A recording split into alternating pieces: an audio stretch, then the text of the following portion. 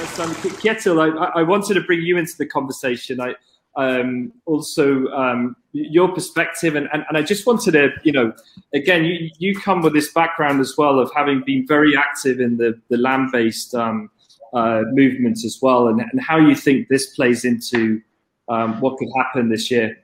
Yeah, I just want to comment your original question a little bit first, because I agree about what's said, and one of the things that I see is when it comes to smaller players, like if we take out the top 50 and we go a little bit lower to all these like small family-owned companies, I see that there are there are various margins across regions, of course, and they're very vulnerable. A lot of the smaller companies are located in low margin regions.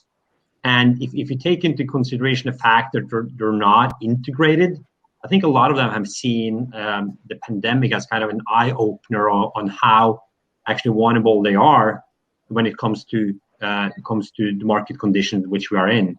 And has actually pushed a few of the smaller players into consider, like, is there a future for us as a very, very small salmon farmer? And if you add on top of that, a kind of a generation shift where the younger generation coming in, thinking about taking over, and they see like, okay, what is actually the route going forward? We should maybe spend a lot of money building a brand or integrate ourselves, but we are actually too small to do that. What is our options going forward? So I've seen some movements when it comes to smaller salmon farmers considering and generation shift, kind of a cocktail of kind of bring some transactions to the table here. So that's very interesting to see how that moves going forward.